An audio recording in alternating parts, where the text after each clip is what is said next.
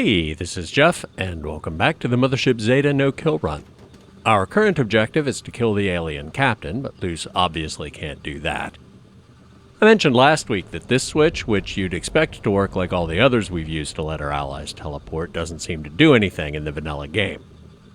If you push it, they still don't come through until you kill the captain and secure the bridge. If you don't push it, they use the teleporter anyway once the objective is complete. It does actually do something under the hood, but I'll talk about that when I get into technical details at the end. But with the mod, it works like you'd expect. And now our friends will do any killing that needs done.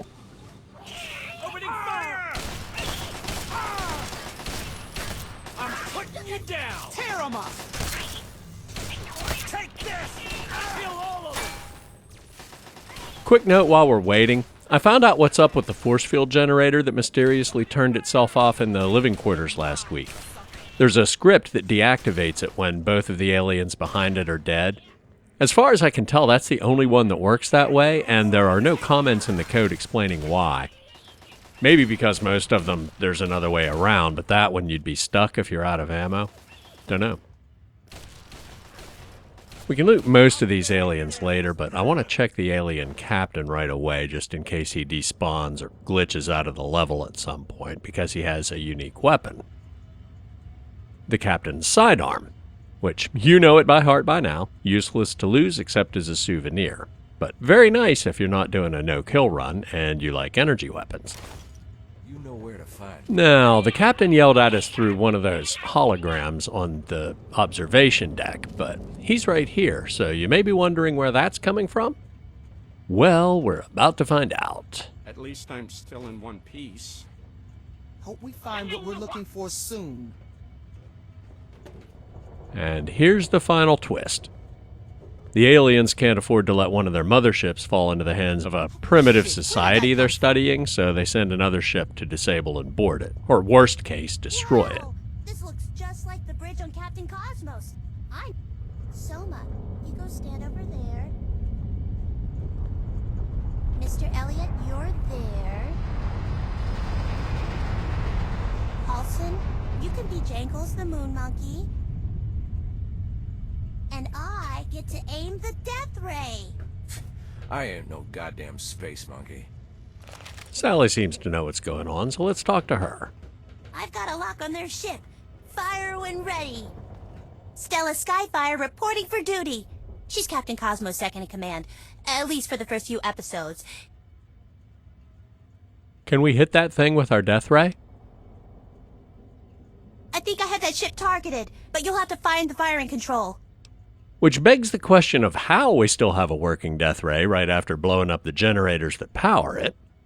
Some people just chalk it up to a continuity error, but I have a hard time believing even the most careless writer could have missed that. I always assumed the ship has multiple weapons, a big one dedicated to planetary bombardment and other systems for ship-to-ship combat, like how subs have missiles for attacking targets on land and torpedoes for defending themselves against other vessels. We only see one on the enemy ship, but even though it's a similar configuration, that doesn't mean it's the exact same design. I guess it's also possible that there is only one death ray and Sally rerouted power from somewhere else. She's been exploring the ship off and on for 200 years and seems to know almost as much about it as the aliens. Kinda defeats the purpose of blowing up the generators, but we had no way of knowing then that we'd be needing it. Or, it's a gaping plot hole. Anyway, in the vanilla game, Sally's answer ends the conversation, but with the mod, we can follow up. I'm not comfortable with weapons. Can you fire the death ray from your station? Sure. Well, I could try it. Telling her to focus on aiming leaves the vanilla behavior unchanged, but we won't be doing that. I'll manage the shields. You aim the death ray and fire at will. I get to use the death ray. This is awesome. If you change your mind as the battle progresses, you can talk to her again and give her different orders, but Luce is committed. Let's see what she assigned the others to do. What do you need? I was kind of hoping she could repair our armor, but apparently not while the battle's in progress. What's this thing do? Looks like I'm at the helm. I'll have these controls figured out in no time at all. We don't really have time to talk to everybody, but Elliot's supposed to be working the teleport jammer, and as that implies, we occasionally get raided by boarding parties. Now, about managing the shields. The big arc over the shield console shows our ship's health. If that goes down to 0, we die, game over. Under that is our power allocation. The hologram over the fire button shows the enemy ship's power allocation and health. There are 3 buttons to control power allocation. We currently have full power to the shields, which reduces the damage from incoming fire. The one on the right sends full power to weapons, which increases the damage we do to the enemy ship, and the middle is evenly distributed. I usually don't pay much attention to any of it. I just divert full power to weapons and spam the fire button as often as the death ray's recharge time will allow, and that works pretty reliably. Maybe divert full power to shields if I need to step away and deal with a boarding party. But Sally has her own tactics, and if you put her in charge of firing, you can't just set them and forget them, or there's a good chance the aliens will win. I haven't tested this enough to find the optimal strategy, but the aliens' death ray also has a cooldown timer, so mostly I'm going to keep our shields at maximum, wait for them to fire, divert full power to the death ray for a few seconds while it's safe, and hope Sally takes a shot during that window, which that time she did not. I think this actually makes the battle a bit more challenging Shit, they hit the than... core and sapped out power. Look around for some buttons or something to restart the generators. Well, that kind of supports the theory that Sally rerouted power to the death ray from somewhere else, since there's no way to restart the generators we blew up last week. Well, apparently I missed Toshiro showing up. He finds his way here from the living quarters after the battle's been in progress a few minutes. And that should restore power to the weapons. The first time I played this DLC, I didn't realize the aliens storming the bridge were boarding parties. It'd be clearer if the aliens from the other ship had different uniforms or something, but I guess it doesn't really matter one way or the other. If the battle goes on long enough, Elliot says the teleport jammer was destroyed and they start showing up in greater numbers, but there's no way to prevent that other than winning the battle faster. Which is not happening right now because, like I started to say a minute ago, I think the mod makes this a bit harder than it is in the vanilla game. Maybe that's just me, because it requires different tactics than I usually use, but it's definitely intentional. As I've said before, one of my design goals for the mod is to maintain gameplay balance, and a little bit harder is better than a lot easier, which in the first iteration it was. Telling Sally to fire the death ray was basically an auto-win button in the early version. I'll explain better when I talk about technical stuff at the end, but right now I'm kind of busy. Both ships at half health were just about keeping up.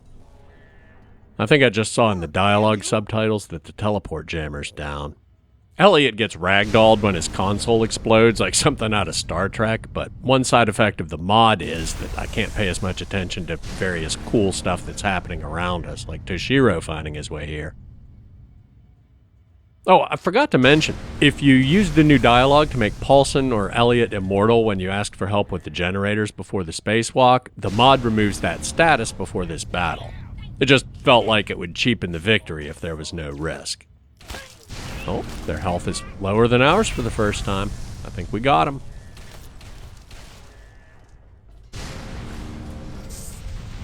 Haha! If you fire the death ray yourself and have the PAM accountability feature enabled, creatures killed gets bumped up by 300 or so, based on the assumption that the other ship has about the same number of crew and robots aboard as this one. I love watching the enemy ship go down. It's a great effect, and while this DLC certainly isn't without flaws, I think it really nails letting you savor your victory for a minute. And speaking of flaws and plot holes, I spent a good bit of time looking at landmarks on Earth last week, and afterwards I finally put my finger on something that had been nagging at the back of my mind for years. I talked about the behavior of objects in orbit when I was having trouble making Paulson clear the hangar bay, and everything I said was true, but we're hovering over a fixed spot. We can't be in a geostationary orbit because the Earth would appear to be about the size of a cantaloupe held at arm's length, and an actual orbit at this altitude would go all the way around Earth in maybe 30 minutes, so you could see it visibly moving past while you watch. Which means we have to be maintaining position under power, Therefore, anything that falls off or out of the ship actually would plummet to Earth and burn up in the atmosphere. So it's a good thing I ended up not having to push any drones out of the docking bay. And if you go past the warning lights during the spacewalk, you wouldn't gently float off into space and suffocate when your oxygen runs out. You'd slide down the steep part of the hull and over the edge. You'd still be dead, it'd just be by fire, not ice. If that doesn't make sense, you'll just have to take my word for it, because a lecture on orbital mechanics is a bit beyond the scope of this video. We might have a better view of re-entry if we go upstairs and watch. Anyway, the fact that the unique death animation during the spacewalk is inconsistent with the physics of the situation is a very minor flaw, especially considering that you can only see that animation if you make the extremely reckless move of walking past the warning lights. And yes, I do kind of know what I'm talking about here. I know I've mentioned that I was a music major before switching to computer science, but I don't think I've ever divulged the dark secret that I was actually a physics major my freshman year. That eclectic mix is why it took me 6 years to graduate. Anyway, I played a lot of Traveler back then, which, if you never heard of it, is a pencil and paper RPG like D&D, but with a sci-fi setting. And we'd actually calculate realistic orbits, which the game's rules didn't even vaguely cover. I know.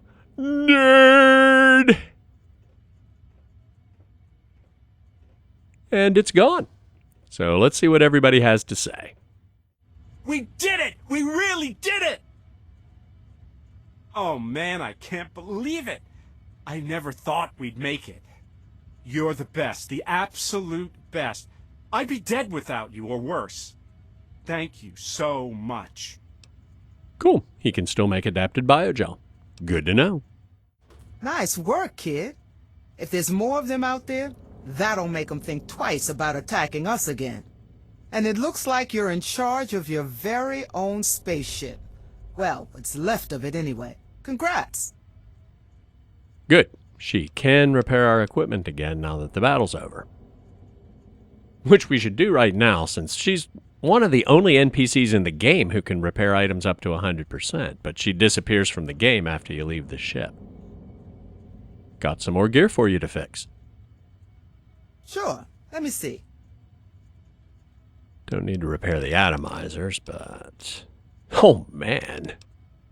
Stealth suit is completely broken. Not that surprising after the beating we took in the death ray hub and the living quarters, I guess. I'm gonna see about getting off this thing. Head back to the wasteland with some new toys, maybe carve out a place for myself. Literally, if I have to. Odds are we won't be bumping into each other again, so I just wanted to say thanks. So, it's done. I'm not much for talking, so I'll get to it. I owe you. Without you, I'd be dead, or worse. Now, if you'll excuse me, I'm gonna see if I can find a way off this thing. Of course, Toshiro speaks Japanese. Hey, I thought you should know someone must have hit a button during the fight just now. If I understood the display correctly, I think we sort of launched a homing beacon of some kind down to the surface. Landed just outside D.C. I wouldn't mention it, except that I think... Like I said, I'm not sure. I think it's a way to get back to Earth. Seems like there's a teleporter in the captain's quarters. I mean, I guess they're your quarters now. So I guess you can go home if you want. Oh, don't worry, I'll stick around up here and keep an eye on things. Yeah, we won! I knew we could do it! I knew we could beat them! You're even better than Captain Cosmos! Thanks for your help. Couldn't have done it without you. I know. And you're very welcome. What will you do now? I think I'm going to stay here for a while. I don't think I like it much down there anymore. And there's still a bunch of the ship I haven't seen. I'll tell you what. If I find anything really neat, I'll bring it to you. Okay? Sounds good. I have to go now. Sir, yes, sir. Now, we'll get to the teleport Elliot mentioned in a minute, but first I want to go back to the engineering core, for a couple reasons. Not the least of which, to grab all the loot I stashed there. Or as much as I can carry, anyway. Assuming I'm not over-encumbered after I finish looting the bridge. Here's the teleporter home, but the one back to the engineering core is also still active. As previously mentioned, most of the levels accessible from here become permanently inaccessible after This Galaxy Ain't Big Enough is complete, but there are two exceptions. You can still get into the Steamworks, and if you backtrack all the way through that section, you can still get into the holding cells. If I had Quo Vadis active, I'd go back and tell the Rivet City security guard that it's safe for her to go home, but I don't, so there's no reason to deal with all that. Here it is. Or actually, yes there is. There's a captive audio log I missed down there. Several, actually, but one in particular I want to listen to. There are 25 total, some of which are more interesting than others. Quantum. I said in the first episode I wasn't going to collect them all, but 4 of the more relevant ones are over by the cryopods, so I'll grab those and we can listen to them on the way. Yeah, this is going to take multiple trips. There's one for each of the special captives right beside their pods, which kind of begs the question of why those 4 in particular were held here instead of with the hundreds of others in the cryo lab. Maybe because they were all smart, dangerous, and a lot more likely to cause trouble than your average wastelander if they thawed them out for some random experiment. I'm not going to take Toshiro's. It's in Japanese, so if you don't speak the language, it doesn't tell you much. Paulson's is especially interesting because if you can't pass his speech check, it's another way to find out why he's so pissed off and why I think it makes sense for the mod to make him a little more bloodthirsty if you ask him to help destroy the generator in the hangar. Listen to that while we head down. Where's my wife? Where's my boy? What have you done with them? When I get free, so help me God, I'm gonna kill every last one of you. Ah! What are you doing? What the hell do you want with us? Let me go! I already forget which one's Elliot and which one's the astronaut. Might as well listen to them all. This is incredible. I'm Colonel Hardigan of the United States Air Force. I'm sorry. What? I don't understand. Oh, speaking to this? Yes. I was saying, I'm Colonel Hardigan, United States Air Force. Our nation has been conducting manned spaceflight tests. I'm sorry. You'll have to forgive me. Frankly, we never expected to meet you all. I'm sure there's a great deal that our two species can learn from... Ow! Ow! What the hell? What is this? What are you doing? I can definitely see why they'd isolate a samurai, a gunslinger, and a combat medic, and while the astronaut might seem like a head-scratcher these days, back in the 60s, they were all combat fighter pilots, the best of the best, mentally and physically. I mean, astronauts today fit that description too, but a lot of them don't come from careers focused on killing people anymore. So, much like the others, Hardigan would have been a guy you did not want to mess with if he survived the thawing process. And again, not saying modern astronauts would be pushovers, just saying they might be a little less likely to shoot first and ask questions later than Hardigan would have been. Anyway, the only one left is Elliot, who we only know is the least intimidating of the 4 by far because we got to know him pretty well, and the aliens probably don't know that. Oh shit, oh shit, shit, shit, shit, shit, shit. Ah! Just let me go, okay? This is crazy. This is like batshit unbelievable crazy. I didn't do anything! I don't know what you want with me. Is this because of Anchorage? I swear. I didn't even want to be there, man. You gotta believe me. I didn't even want to be out in the field. I was hoping for a job in Washington, you know? What? What do you want? I don't understand. Why is this happening to me? Okay, maybe they would know he's the least intimidating of the 4, if they understood English anyway. Now, we already heard Soma's tape in the first episode, so that just leaves 2 alien interrogations with Sally you can find. The first one is in the holding cells, and it's pretty disturbing. The second is in the cargo bay, which is now inaccessible, but we could have gotten it at any time up to the Death Ray hub. Which, full disclosure, I forgot to do, but after we get the first one, I'll add the second with a console command, and we'll just pretend I picked it up when we went back to determine the exact point of no return after which you're locked out. And there's the turret that caused so much trouble the first time we came through here. Make sure we don't walk under that. Don't want a repeat of that fiasco. 12. That's it. Right around the corner from where she was being held when we first met her. Makes sense. Listen to that. Oh good, the game crashed. Okay, the game keeps crashing when I try to play log 12, and the Fallout wiki says that's a known bug. So I'm just going to shut up for a few minutes on the way back to the engineering core and dub in the recordings from the game files when I edit. Where am I? Where's my sister? I can hear some weird noises, but I can't see you. Why is it so dark in here? What's this machine? Please! Someone talk to me! I want to go home! Please! Where's my mommy and daddy? I just want to go home! Oh, that's right! Wait. What? Oh my god! No! Stay away from me! Get away! Hey, Editor Jeff here. That was Sally's first log. Like I said, absolutely horrifying. Now here's the second one. Hello, Mr. Alien. Yeah, I know. I'll talk into the thing. I don't know why you brought me back here. We've done this a whole bunch of... Hey! Giddy up, Buttercup! Wow! I always wanted one of those. Why do you have one? I don't understand. What do you want? It's a toy. A toy! Why are you so excited? You're weird. Okay, that should have been enough time for both recordings to play. I wanted to play both because her mindset is tangentially related to the mod features. The logs, and maybe even more other clues you get while playing, suggest she's a psychopath.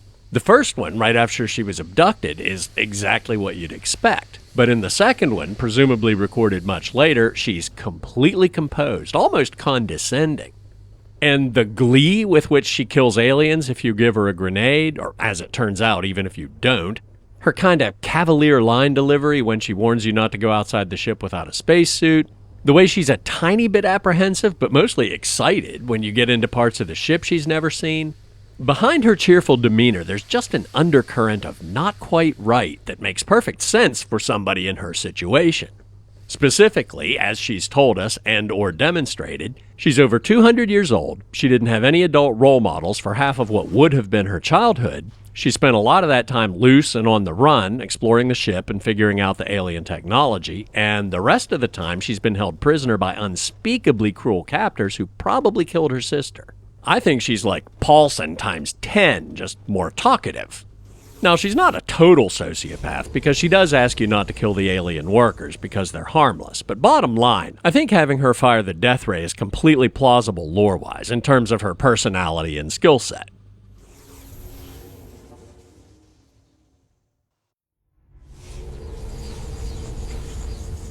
And here we are back in the capital wasteland. The homing beacon lets you travel back and forth from the wasteland to the ship anytime you want, which is good because we're going to have to make multiple trips to get all the loot and souvenirs home. And make sure to poke your head over the crater before fast traveling away because there's a dead alien with something really important over here. The alien blaster, which is one of the most powerful weapons in the whole game. The crashed flying saucer and its pilot were in the base game before the DLC came out, and if you happened to stumble across it while exploring the wasteland, you got the blaster for free. Which, once you knew about it, a new character could beeline for the crash site straight from the vault and have a weapon that was massively overpowered against early game enemies. Some people were a little bit annoyed when the DLC made it a lot more difficult to do that. And by some people, I mean me. Drop something so we can fast travel. How about a shock baton? That won't break my heart when I inevitably forget to come back and pick it up. Now, to Megaton. Can't sell anything until the store's open, so might as well make another loot run. There are actually a handful of changes on the ship after you leave and come back, so we can see those while we're there.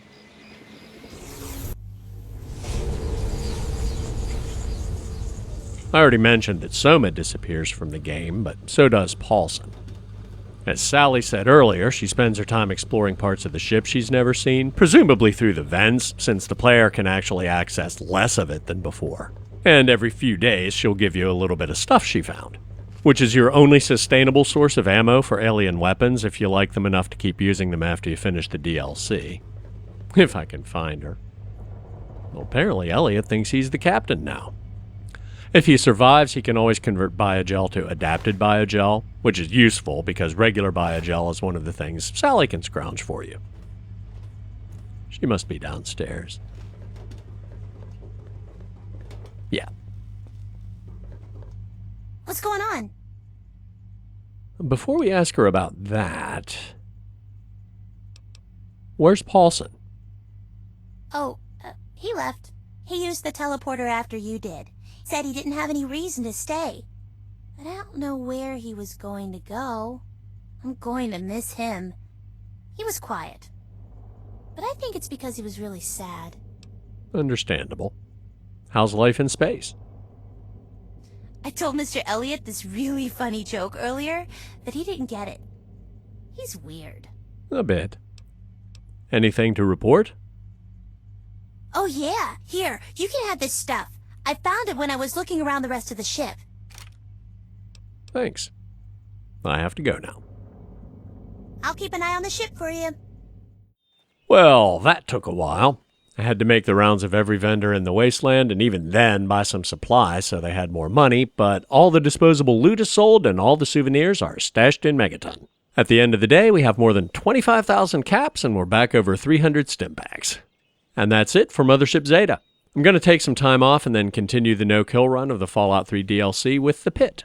Maybe do one of my back burner analysis projects in between.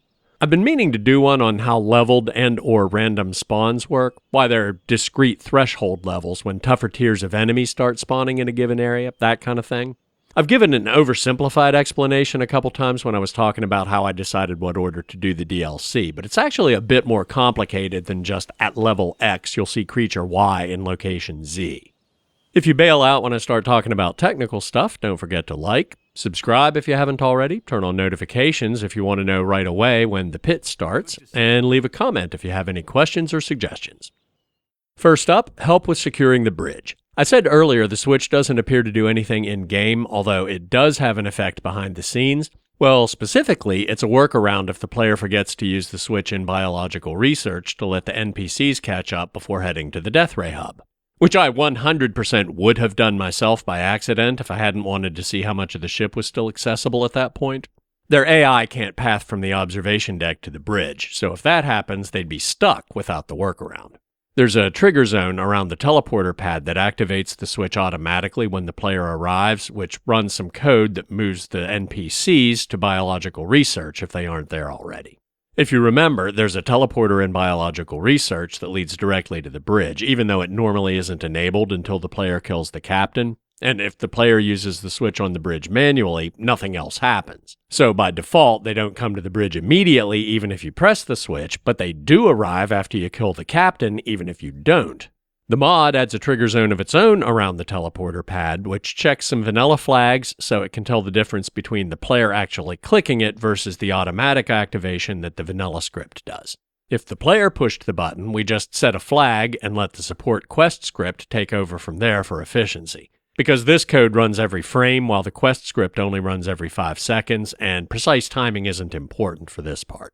The code below is for the space battle, where timing is important, but we'll talk about that in a minute.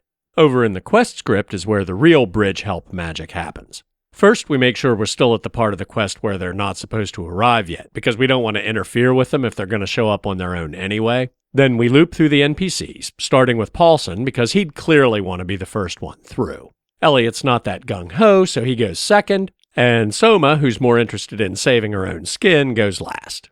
If anybody's dead, we set a flag so the code falls through to the next one immediately. Otherwise, we move them to the teleporter pad, override their AI package so they storm the bridge, and the code will skip the others until the next time through the loop 5 seconds later. which takes care of staggering their arrival without needing any complicated timing code. Also worth noting that Sally still won't come to the bridge until it's secured, unless all of the other NPCs are dead. Which could definitely be true if you didn't use the option to make them immortal earlier, and could happen now even if you did. A no-kill run would become impossible at that point, so if it happens, we give Sally a powerful weapon and turn her loose. The AI package we override them with is pretty simple. It's just to find creatures with a search radius around the alien captain, and their existing faction relationships will take care of starting combat as soon as one side sees the other. Next, the quest script makes sure their AI packages don't revert to their default behavior before the bridge is secured, and sets a flag to exclude them from any future processing if they die while doing it. Sally's code here is a little bit different because A, she can't die in the vanilla game or with the mod, so we don't need to check that. And B, because she has the ghost flag set, her AI won't initiate combat no matter how her aggression and confidence are set, just like what we saw with the first attempt at Paulson's no-kill option in the hangar. So, if she ends up being the last resort to secure the bridge, the script forces her into combat if she isn't already. Finally, when the bridge is secure, we remove all of the temporary AI packages from anybody who still has one. And I just realized there's a slight inconsistency between what I've been saying and what the code actually does. Right now, it only makes them killable after the bridge is secured, not when they first arrive, which it would have done before I moved all this code from the trigger zone script to the quest script. I don't know, maybe that's better. Let me know what you think in the comments. Oh, also worth mentioning, if you made Soma unkillable for the jailbreak, it leaves her that way, because if they all die repelling boarders, a no-kill run becomes unwinnable then, too. She gets the nod for both gameplay and plot reasons. Plot-wise, she's the least likely to stick her neck out for anybody else, and the other two have less to lose because everything and everyone they knew on Earth has been gone for hundreds of years. And in terms of gameplay, Paulson and Elliot both have unique items that you can only get if they die, while Soma just has generic wasteland weapons and armor. Finally, we set a flag that says we're all done, so none of this code runs anymore after the bridge is secure. Now, the space battle. First, we have some fairly standard dialogue overrides to give the player the option of telling Sally to fire the weapons herself. The result scripts set the flag Sally fires Death Ray, depending on what orders you give. 1 if you say yes, 2 if you say no. That flag is used back in the trigger zone script. Doesn't have to be there, but there's no reason for it not to be, other than maybe to make it clearer that the two features are unrelated, and that didn't seem to be worth the effort. We just needed a place that runs every frame because we need precise timing. If you told her to fire the Death Ray, we check to see if the space battle is running. If so, we check some vanilla flags to make sure the Death Ray is ready to fire. She'll always fire once immediately after you tell her to, just so the player can tell the mod is working and she's following orders. After that mandatory first shot, she follows specific tactics. I hinted at this during the gameplay part, but version 1 just had her spam the Death Ray as fast as its cooldown timer would allow, which, to my surprise, basically made it an auto-win feature. I was actually initially afraid that giving her tactics with situational awareness would make winning too easy, while a total disregard for the status of her own systems or the enemies would make things harder, but I had that completely backwards. And like I said, one of the PAM design goals is not to adversely affect gameplay balance. Her tactics aren't actually that sophisticated, but it made a huge difference. The battle's definitely harder now than when I had her being brute force and no tactics at all. And like I said, I think it's even a bit harder than the vanilla game. Anyway, she'll always fire when the enemy shields are at low power. If they're at half power, she won't fire unless the player's ship is at 50% health or less, at which point she gets worried and isn't as picky. And if the enemy shields are at full power, she'll only fire if the player's ship is below 25% health and things are looking desperate. The eagle-eyed among you may have noticed that's the exact opposite of what actually happened during the battle, because there was a bug and I was a bit too busy to notice while I was playing. I noticed it while I was editing and fixed it then, and I will balance test it some more, which would just be a matter of tweaking the thresholds when she starts firing more often, but I wasn't going to go back and re-record all of that at this point. When the alien ship is destroyed, it sets a flag so she stops firing. And finally, if she wasn't firing when the ship was destroyed, meaning the player did it, and the accountability feature is enabled, there's a bit more code to bump up the player's kill count. And then the trigger zone deletes itself. Oh, also worth mentioning, the feature that lets NPCs help secure the bridge isn't configurable because the player has control over that in-game. If you push the button, you expect your friends to show up right away because that's how every teleporter has worked up to that point. Conversely, if you want to secure the bridge by yourself, you wouldn't push a button that you have every reason to believe will allow your friends to join you. And that's it. I don't know exactly when I'll start the pit. It depends on whether or not I decide to squeeze in an analysis video in the meantime. Probably a few weeks. As always, thanks for watching, and I'll see you soon.